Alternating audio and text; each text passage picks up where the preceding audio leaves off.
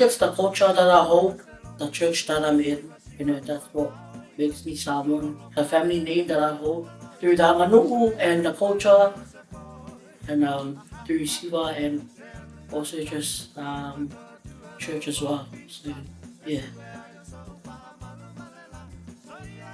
Not being in Samoa is definitely one of the difficulties of being Samoan.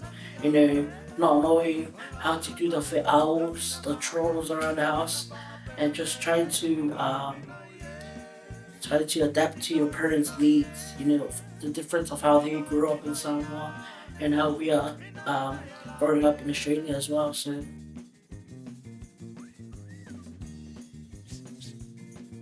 I reckon running more workshops, whether it was got to do with Anganuku, even just reaching out to those who actually are keen to learn the language. Having to stand in the front of the mirror and actually ask yourself, you know, are you a girl 6'5"?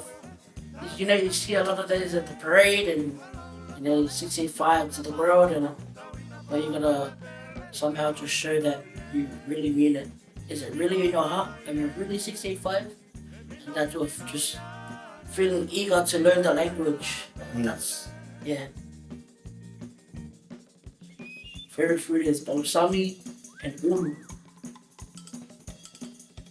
My favorite Samoan song now is Telefoni by Mato Tasi. Ola ola, la ole masini telefoni. Tu mai sefe au, te vilia tu foi, ngao iloina.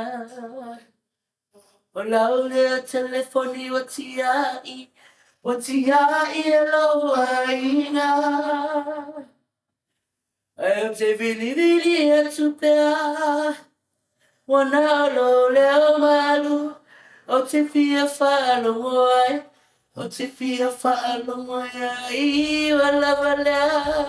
wala. Thank you, featuring.